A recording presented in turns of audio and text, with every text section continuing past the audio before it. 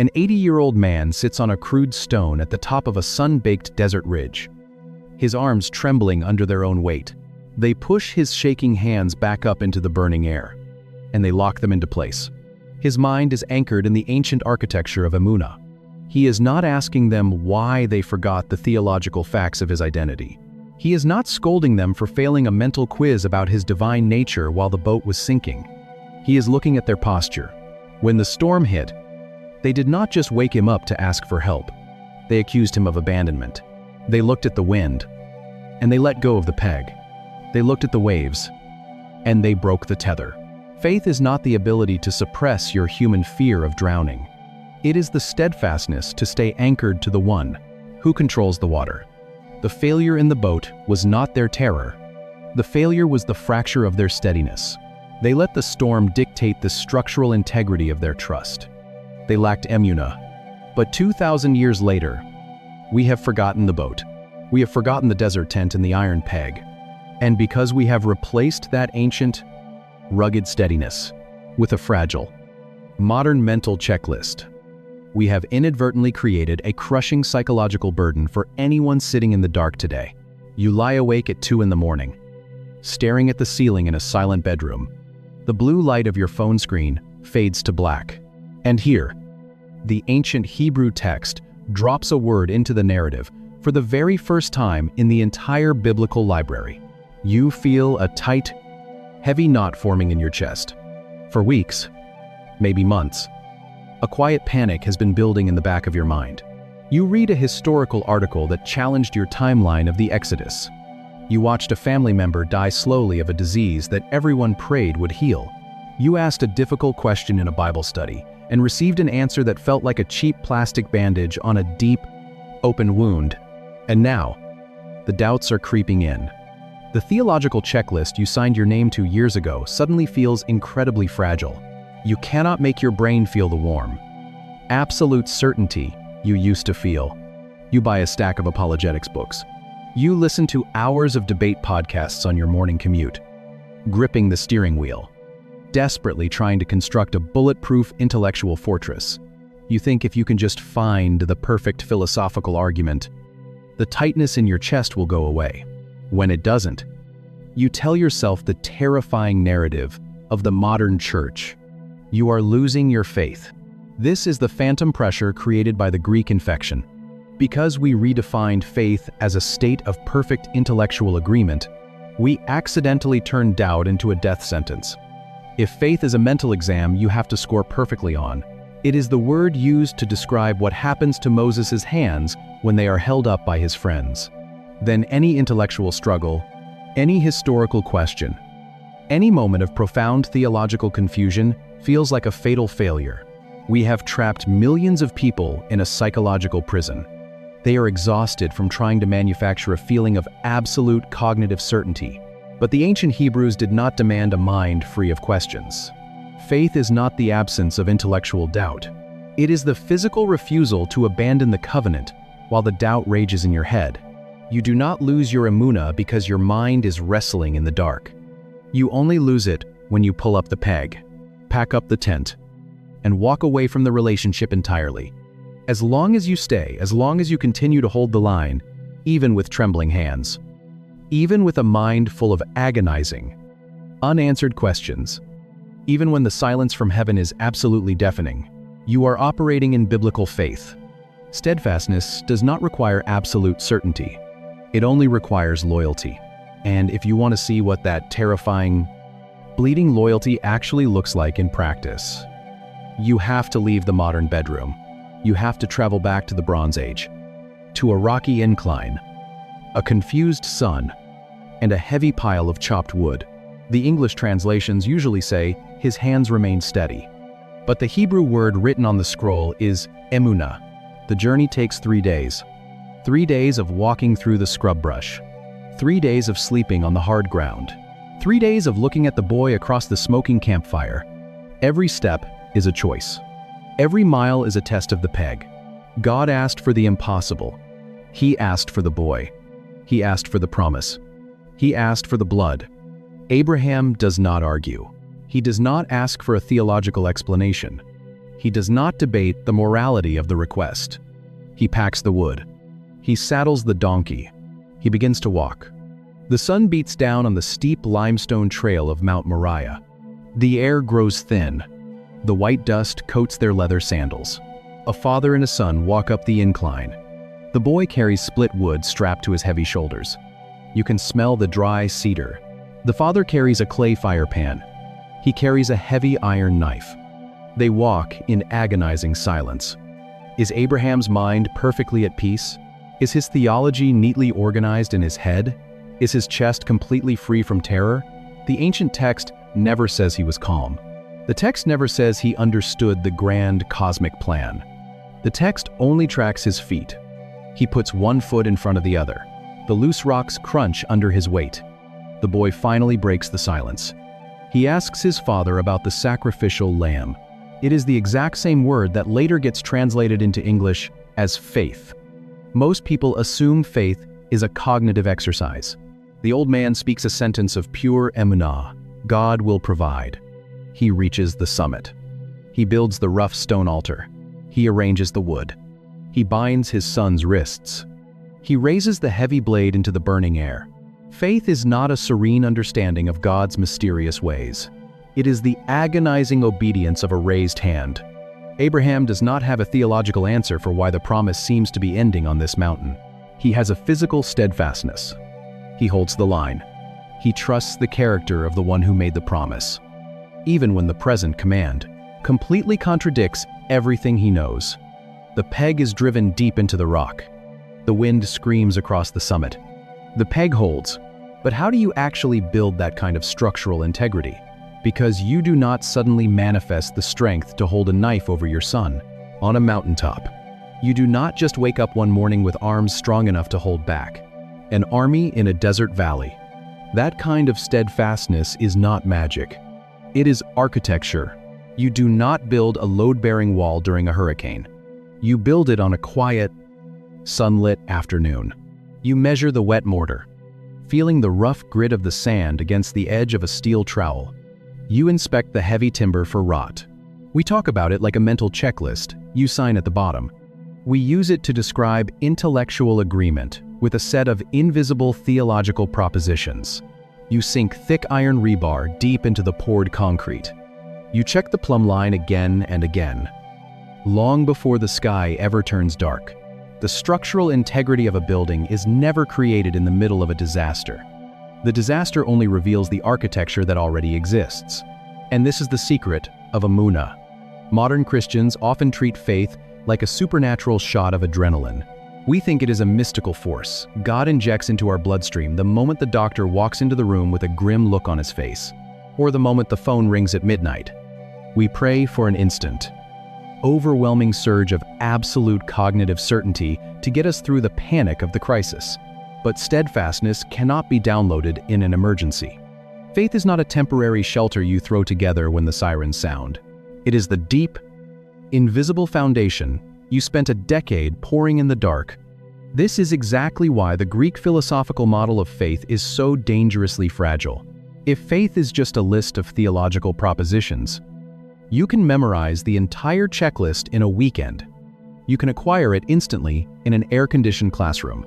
You can read a dense book on apologetics and suddenly consider yourself a person of deep faith. But a mental checklist has no structural weight. When the violent floodwaters of human tragedy slam against an intellectual argument, the argument washes away in seconds. Emunah has to be forged. If you ask a modern Christian if they have faith, they will usually tell you what they think in their head. They will list out beliefs. It is constructed through 1,000 tiny, unglamorous decisions of loyalty over years of mundane living. Every time you choose to forgive a betrayal, instead of nursing the bitterness in your chest, you are driving the iron peg a fraction of an inch deeper into the stone. Every time you open the text in a season where heaven feels completely silent, you are mixing the mortar. Every time you choose the slow, difficult path of covenant faithfulness over the quick thrill of cultural compromise, you are sinking the rebar. You are building the architecture of trust. When the Babylonian war machine breaches the walls of your life, or when the violent squall hits your wooden boat in the dark. You do not suddenly need to invent your steadfastness. You simply lean your entire physical and emotional weight against the structure you have been building all along. You trust the peg. But what happens if the storm is already here, and you realize your architecture is failing? What happens when you look at your own trembling hands, and you feel the tether starting to pull loose from the dirt? An exhausted leader holds up a heavy wooden staff, and a nation survives a massacre in the valley. They will defend a worldview. But if you look closer at the very first time this concept appears in the text, a nomad swings an iron mallet in the desert, and a family survives a violent storm. A prophet stands on a stone watchtower watching an empire approach, and records a word that redefines loyalty. A rabbi sleeps on a leather cushion in a sinking boat and asks his friends why they let go of the tether. A father walks 3 days up a limestone mountain with a heavy iron knife and trusts the one who made the terrifying demand. A builder sinks thick steel rebar in the quiet afternoon, and a house stands when the hurricane hits. A modern mind wrestles in the dark at 2 in the morning and refuses to abandon the post. Same word, same foundation. But here is the part I keep coming back to. Moses on that sun-baked ridge in Rephidim. The very first time this word drops into human history. The man who is supposed to be demonstrating it is completely failing. His arms are shaking. He cannot maintain the Emunah on his own. He needs 2 friends to push a heavy stone boulder underneath him, to grab his wrists, and to physically lock his hands into the burning air. If you are in a season where your intellectual certainty is collapsing, at the physical reality of an exhausted man whose arms are failing on a desert hill, you start to see something the intellectual reading completely misses, and your hands are simply too weak to hold the rope anymore.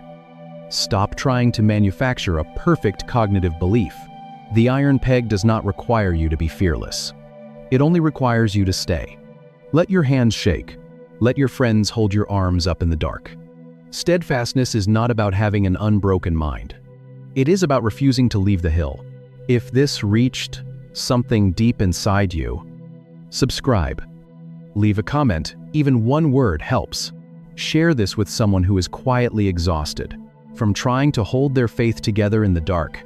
Pray for us as we keep digging into these texts. And may the God, who is entirely, structurally reliable, hold your fragile life together when the storm hits, and bring you out the other side, carrying a steadfastness you could not have forged any other way.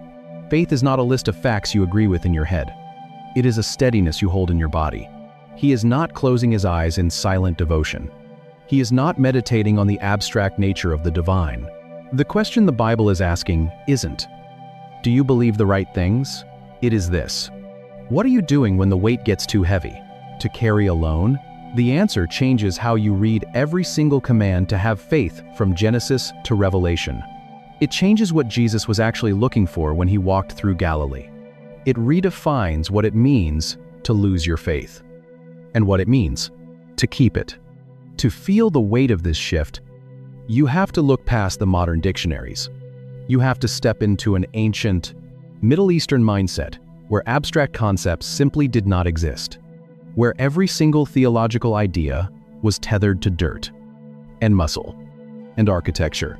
And the place to start is the Greek infection that completely rewired how we read the text. You can trace the misunderstanding to a specific collision of cultures roughly 300 years before Jesus was born. Alexander the Great sweeps across the known world. He brings bronze shields and phalanx formations. But his most dangerous weapon is not military. It is a completely different way of seeing reality. Greek philosophy.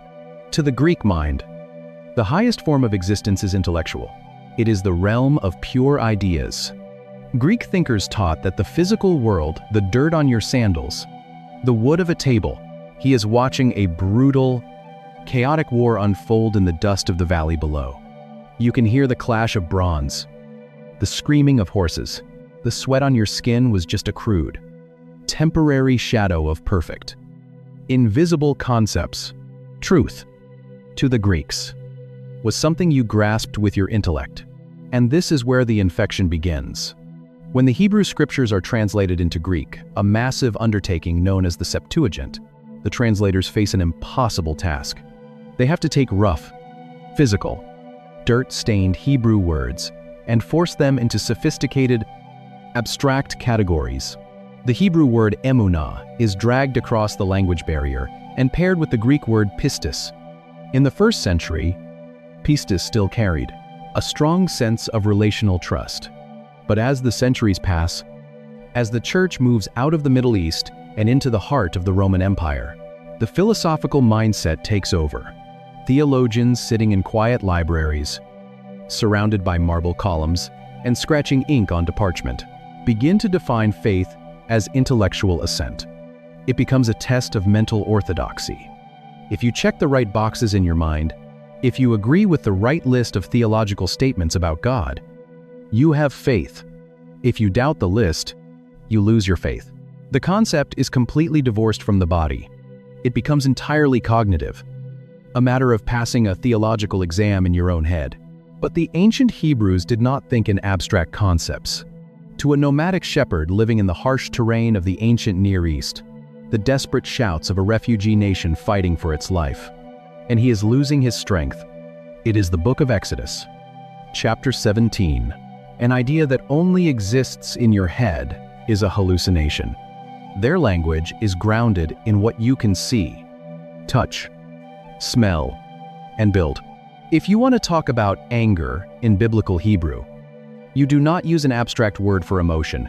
You say, his nose burned. If you want to talk about pride, you say his neck is stiff.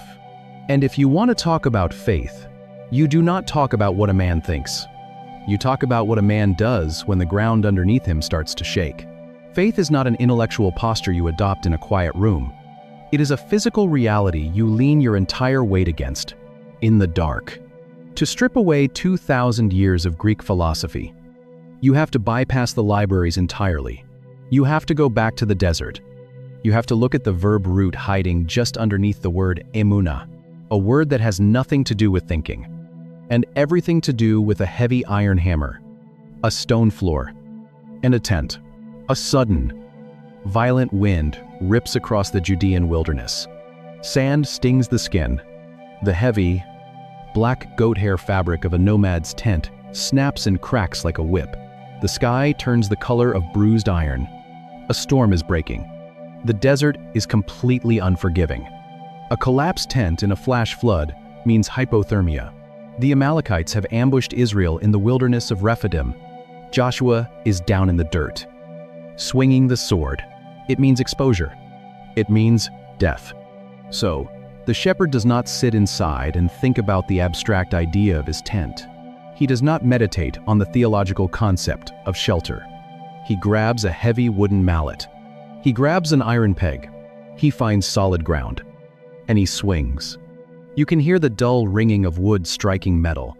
He drives the peg deep into the earth. He pulls the thick ropes tight. He anchors the flying fabric to the stone. If the peg holds, the family survives the night. If the peg rips out of the dirt, the shelter falls apart. The peg must hold.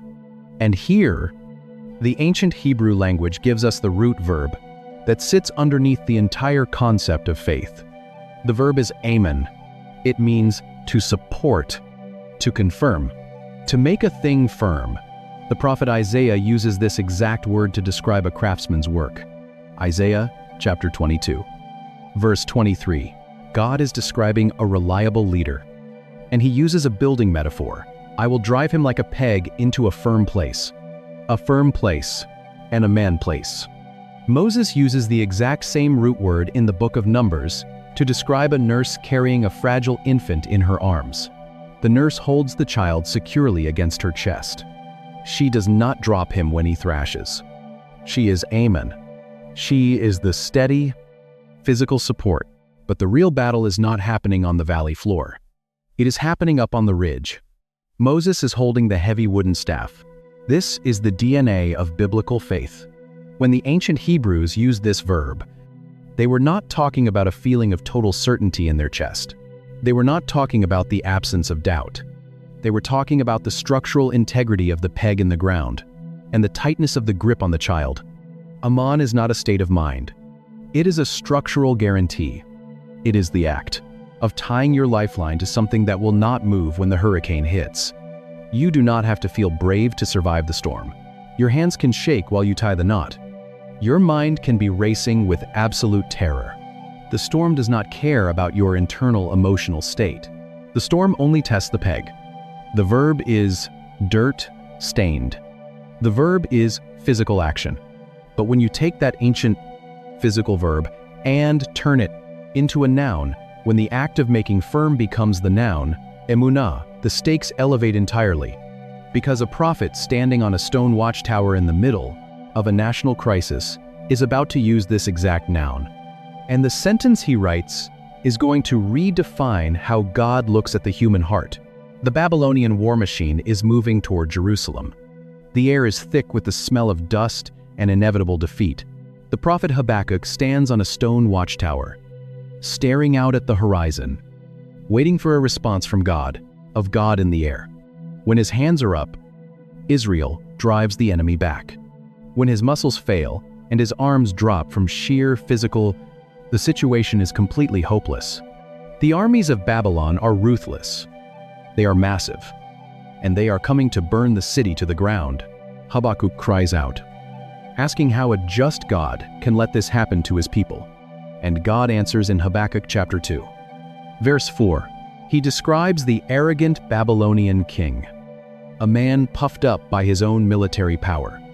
But then he draws a sharp contrast with the righteous person. The English translations almost always render it like this: the righteous shall live by his faith. The word the prophet writes on the rough parchment is the Hebrew noun Emunah. It is the direct noun form of that iron tent peg. It appears 49 times in the Old Testament. And while English Bibles overwhelmingly translate it as faith or belief, a much more accurate translation would be steadfastness, or loyalty, or faithfulness. If realizing that the biblical concept of faith is rooted in physical steadiness rather than mental checklists is stirring up questions you've never considered, you're exactly who this channel is for. Drop a thought in the comments and hit subscribe, because every week we go deeper into the text than you knew was possible. So the prophet records the word for a terrified nation.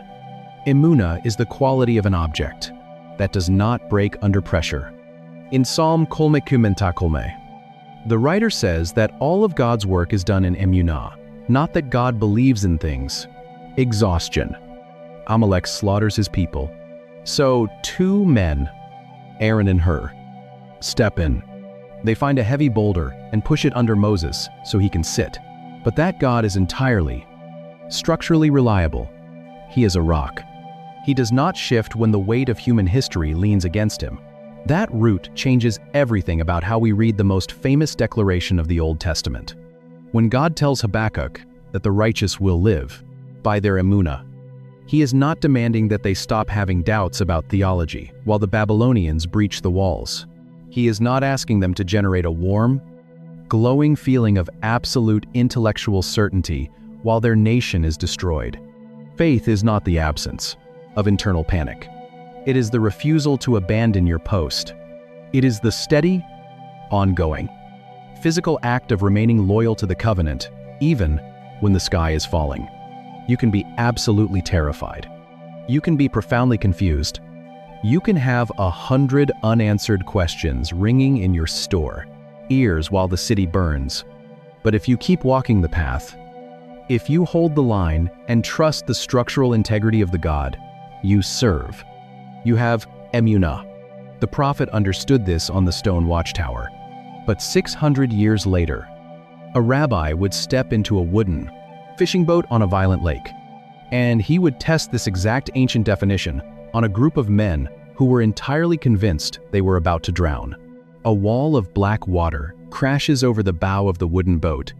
The Sea of Galilee sits in a deep geographic bowl. Then, they take their positions on either side of him.